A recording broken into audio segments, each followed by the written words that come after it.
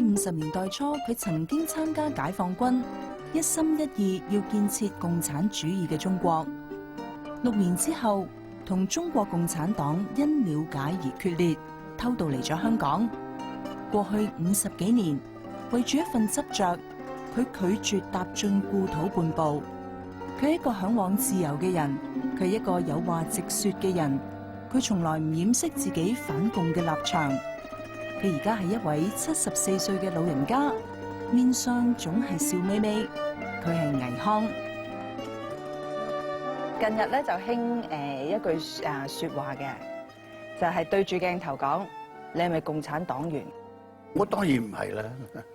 你憎共產黨憎到死㗎？係啊，可以咁講。點解㗎？因為佢係一種極權啊嘛。我本身一個好中意自由、好嚮往個體咁樣一個人，咁樣嘅思想體系，同共產黨嘅嗰種極權嘅思想體系完全相反嘅嘛，冇辦法唔憎嘅，都同水火不容一樣嘅道理咧。但係你嗰陣時候係迷戀過共產黨。嗰陣時，你1949年共產黨建立政權嗰陣時，全中國人都俾佢迷戀嘅。如果佢唔係得到全中國大多數人民嘅擁護，佢唔會成功嘅。你睇下佢共產黨從佢成立到建立全國政權都唔夠30年功夫。你幾難得你歷史上都好少有兩個政權嘅鬥爭可以係咁快時間之內解決嘅，好少有嘅。佢就係因為得到廣大嘅百姓擁護，所以嗰陣時國民黨實在太唔似樣啦嘛。所以你嗰陣時候都信咗佢。嗰陣時信咗佢，而且參加佢嘅工作，就真係正式準備去建設國家。生活上食點樣嘅苦都唔怕，以為中國真係從此會有希望。結果入咗去之後一睇，話原來同你想象嘅完全唔同。嗰陣時係一啲乜嘢嘅思想係令你覺得，中國有希望啦，我哋要投向共產黨？咁就係話中國要結束一黨專政咯，要有言論自由，要有各種各樣自由咯，人人平等啦，要聽老百姓話咯，人人平等咯，啊！咁啊係呢個係一種係個理想世界，係個理想世界嚟噶嘛，而且佢真係為咗呢個目標鬥爭咗咁多年，犧牲咗咁多人，你應該信佢咪建立政權之後。咁但係後尾又因為乜嘢事，你睇到佢嘅真面目咧？冇，我去參加工作就係最普通嘅地方工作嚟嘅，普通到不得了嘅地方工作。但係一入到去就覺得莫名，佢提倡平等㗎嘛，嗰陣時以為共產主義、共產黨一定要提倡平等。入咗去之後，原來知道佢入邊嘅階級分明到咧，真係一級一級咁上去，一級一級唔同，分明到不得了，而且上邊講嘅話你完全不能夠違反嘅，一定要服從嘅。即係同我想象嘅完全唔同噶嘛，而且同我個性完全唔適合噶嘛啊！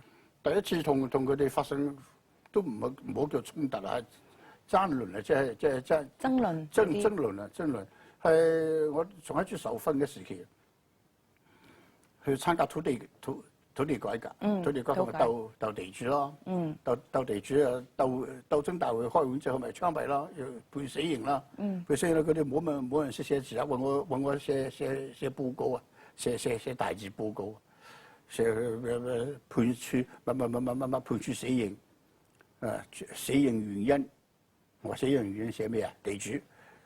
個上級話地主，我話咩地主知道？個地主唔構成死刑原因噶嘛？嗰個人身份係地主就係佢槍斃噶啦嘛？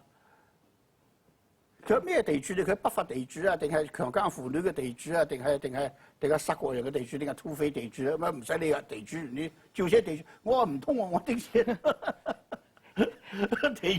地主就係死，佢話地主就係死，你覺得地主唔使死啊？你咩立場啊？哇！幾乎有當堂開會嚟鬥爭我。咁最後你有冇妥協啦？咁啊一定先，我唔妥協咪當堂俾佢拖上去，用乜嘢下一個人哋幫我寫死刑報告啊？咁你妥協咗啊？你即係就咁寫地主？咁啊寫地主咯，佢話地主就係死刑嘅原因嘛，就係地主咯。地主仲唔算出奇啊？仲有一個死刑原因叫其他，真係匪夷所思啊！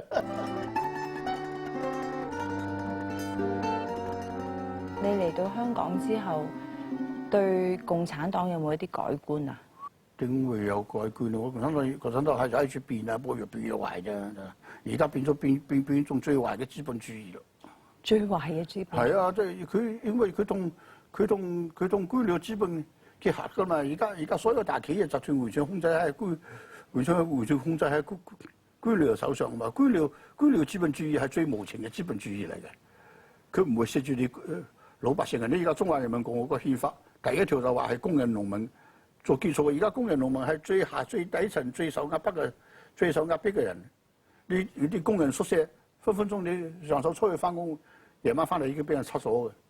呢啲新聞唔知幾多。你咁多民變，而家大陸咁多民變，咁多老百姓起嚟反抗，起嚟抗議，全部都係最底層嗰啲人係出抗議啫嘛。所有大官嘅仔女親戚全部掌握晒全國所有嘅資產啊！佢哋話0.7%嘅人掌握咗90%嘅資產。所以你見到係情況越嚟越差。我覺得呢啲情況，即係我寧願毛澤東時代啦。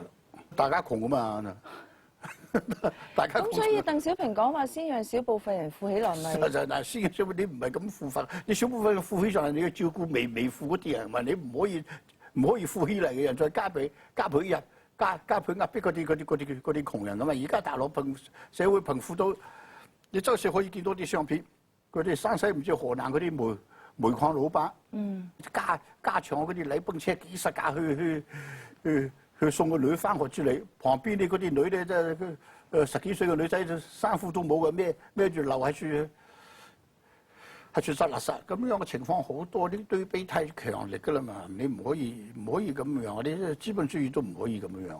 咁冇一個有希望嘅方向。我而家睇唔到咯。